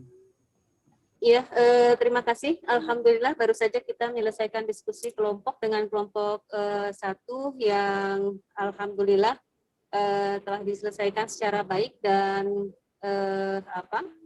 telah selesaikan secara baik, dan juga ada beberapa pertanyaan dari teman-teman semuanya. Yang pertama adalah tentang makalah dan juga PowerPoint yang telah disampaikan itu sudah memenuhi persyaratan. Kemudian ada beberapa pertanyaan. Yang pertama adalah tentang bimbingan konseling. Ini pendekatannya dengan multikultural, bahwa salah satu landasan dari bimbingan konseling adalah adanya sosial budaya. Dari sosial budaya ini, pendekatan yang harus difahami adalah bahwa kita tidak bisa pungkiri bahwa kita ini terdiri dari multikultural, berbagai macam budaya yang terbentuk dari banyak unsur, ya. Untuk itu, ketika bimbingan konseling harus mampu memahami budaya klien kita. Kemudian juga budaya harus menyesuaikan perbedaan yang ada, tetapi tidak harus memunculkan perbedaan-perbedaan. Dicarilah titik kesamaan ketika itu banyaknya perbedaan. Misalnya saja seorang konselor itu bisa melakukan kesukaan peserta didik yang ketika di konseling misalnya. Oh ternyata kesukaannya itu sama dengan Bapak waktu SMA misalnya, seperti itu. Jadi yang terpenting adalah yang utama dan pertama adalah memberikan rasa aman dan memberikan rasa kenyamanan. Karena di antara kita itu butuh rasa aman, butuh rasa nyaman, butuh kasih sayang, kemudian butuh penghargaan, dan juga kognitif, artinya rasa ingin tahu. Nah, dipenuhi dulu klien kita dengan hal-hal seperti itu. Setelah merasakan rasa nyaman, itu akan terbuka si klien tersebut. Begitu pula untuk pendekatan dari multikultural ini adalah bagaimana mampu menyesuaikan perbedaan. Budaya itu bisa berangkat dari tradisi, dari kebiasaan, kemudian juga dari keyakinan. Nah, jadi ada 4 elemen pokok konseling lintas budaya ini, ya adanya hubungan tersebut, kemudian adanya memecahkan masalah dan membuat keputusan, dan melalui proses tersebut. Kemudian sehingga akan ada titik temu, ya, melalui pendekatan multikultural ini, karena memang kita pelajari salah satu landasannya adalah landasan sosio-kultural. Kemudian ada studi kasus nih, ya, konseling menjadi masalah dengan konselor, ya. Artinya apa? Klien ini jadi menimbulkan masalah baru dalam konselor. Nah, yang harus kita tekankan adalah jangan banyak perbedaan ketika mengkomunikasikan, kemudian cari titik amannya, dan selesaikan masalah yang pertama, kemudian masalah selanjutnya. Artinya apa? Adanya keterbukaan. Jangan kita mengatasi dalam suasana kepala yang sedang amarah, gitu ya, dan jangan hadapi dengan kekerasan.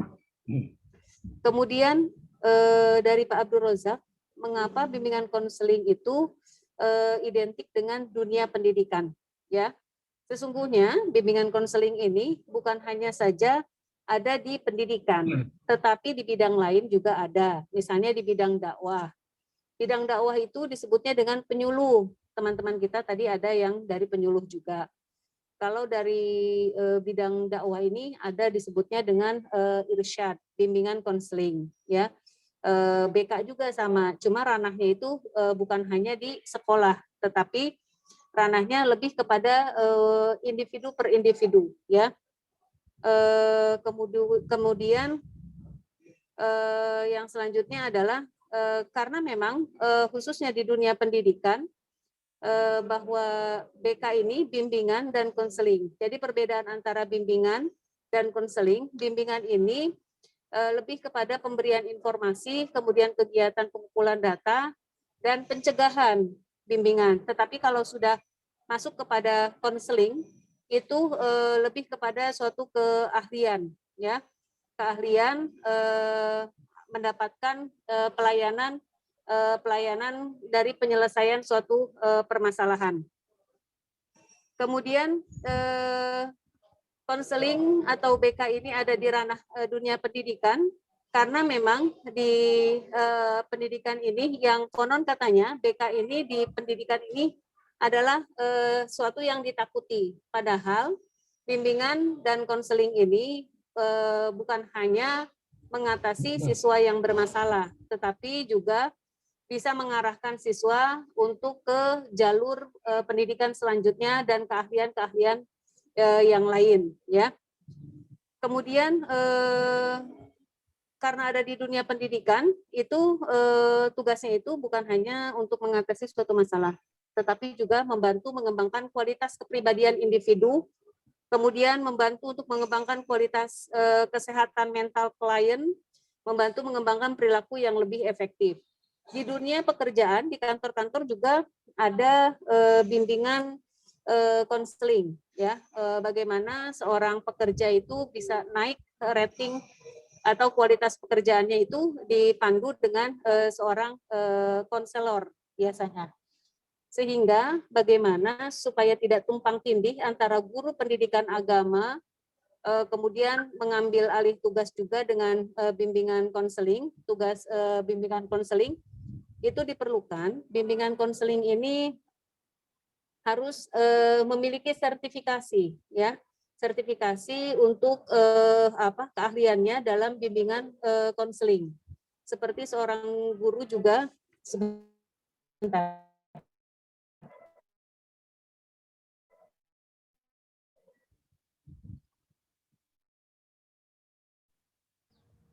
Panan eta du beras-beras teh panan sieun. Abi maca kursi anggar wae panan.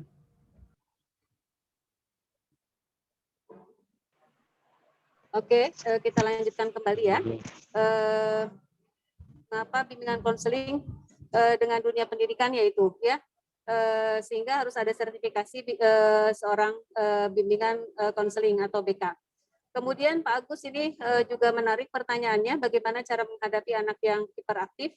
Hiperaktif ini bisa dikategorikan betul HDHD, artinya apa? Ada kondisi anak yang memang hiperaktif. Hiperaktif itu memang mengalami masalah dalam geraknya, ya. Tetapi juga ada anak yang cerdas juga memang hiperaktif. Bagaimana mengatasinya?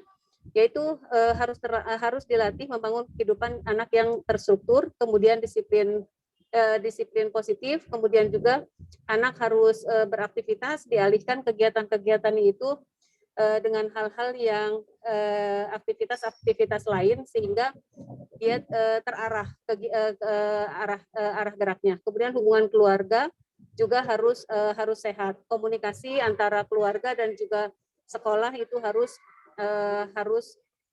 bersinergi. Kemudian menghadapinya juga harus diajak bicara, kemudian juga jangan terlalu diberi tugas yang rumit, karena ketika emosinya itu di luar batas, dia akan lebih memancing hiperaktifnya. Kemudian buat anak untuk selalu to-do list, artinya mengelis kegiatan-kegiatannya. Kemudian bagaimana cara mengkomunikasikannya? Biasanya betul karena kedekatan dengan orang tuanya dengan perilaku anak yang hiperaktif juga akan sensitif gitu. Nah, kesensitifan itu akan dikonfirmasikan ke sekolah, kemudian sekolah untuk tidak menyinggung perasaannya akan mengarahkan kepada ahlinya, artinya psikiater yang sesuai dengan bidangnya. Sehingga kalau sudah demikian akan ada titik temu antara sekolah, orang tua, kemudian juga psikiater, itu akan berjalan bersama, beriringan, memberikan petunjuk kegiatan-kegiatan baik di rumah, sekolah ataupun seorang psikiater akan membimbingnya sehingga anak ini lebih terarah. Ya, itu saja. Mohon maaf kalau penjelasannya ini dibatasi dengan waktu. Terima kasih kepada teman-teman semuanya. Sukses selalu. Walafu minkum wallahul muwaffiq ila aqwamit thoriq. Wassalamualaikum warahmatullahi wabarakatuh. Waalaikumsalam warahmatullahi wabarakatuh. Terima kasih Bu Dokter. Terima kasih Bu Dokter. Terima kasih banyak Bu Dokter. Terima kasih. Waalaikumsalam. Nah, mungkin kegiatan perkuliahan. Pak Jalal langsung saja. Alhamdulillah. Kegiatan perkuliahan pada sore hari ini berjalan lebih cepat dari jadwal yang sesudahnya, yang seharusnya kurang lebih 1 jam lebih awal ya. Mungkin waktu istirahat teman-teman bisa lebih maksimal. Panan kayak hai. Konangan. Bagus konangan. Dan mungkin Pak Jalani. Pak Ruslan. Saya mau mengingatkan juga Pak, barusan tidak keburu dikomunikasikan dengan Ibu Dokter. Untuk minggu kedua di Litera masih pada merah Pak. Yang via WA Pak, yang kuliah via WA itu di Litera masih merah. Jadi mungkin dikomunikasikan dengan jadwal pertemuan hari ini gitu. Ya Pak ya. Jalan. Ruas biasa.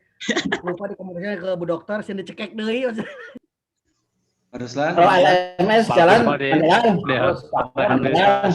Kalau LMS jalan. Yang ngisi letera itu kan dosen ya. Iya betul Pak.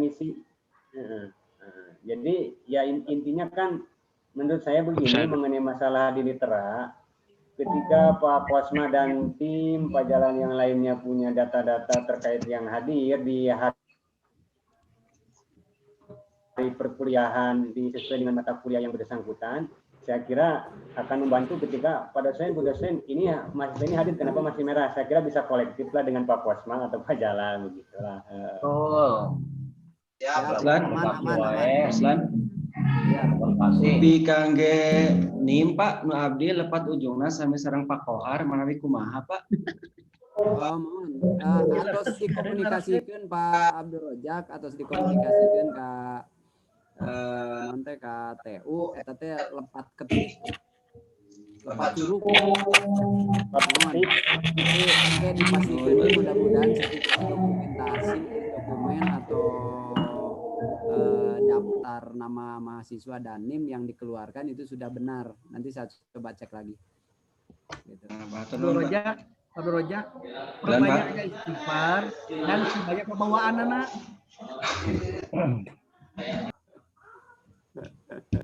Apun tenak Pak Aji teka bagian waktos Pak Aji nya aduh padahal mah ahli konseling tah Pak Aji teh.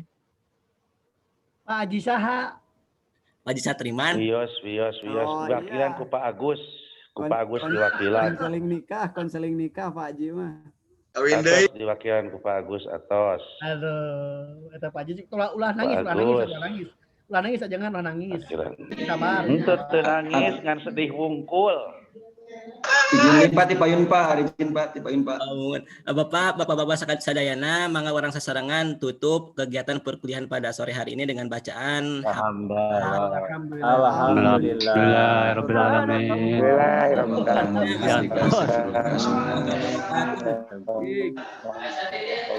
Aduh nuhun sadayana. Pak Jae kadia saur Pak Agus badminton Pak Jae. Ya, Pak Kosma. Diantos kabarnya. Pak Jae diantos saur Pak Agus di Enhai.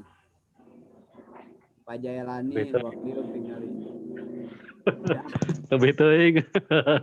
Ditunggu Pak Jae badminton di Enhai sekarang. Nah, liburan enggak pamitan lah Pak Kosma. Tidak ada suaranya Pak Jae, tidak ada suaranya. Atas itu ya di unmute dulu. Iraha. Ah, itu mah handsfree-nya bermasalah itu mah. Ya, eta aduh. Halo. Ayeuna. Masih menuju di jalan. Enggak ada. Menuju di jalan ya. Oke. Ya, kita pamit dulu Pak Yus, terakhir Pak Jae, Bu Irfan, Pak Diman, Sadayana. Ya, assalamualaikum warahmatullahi wabarakatuh. Pak Agus.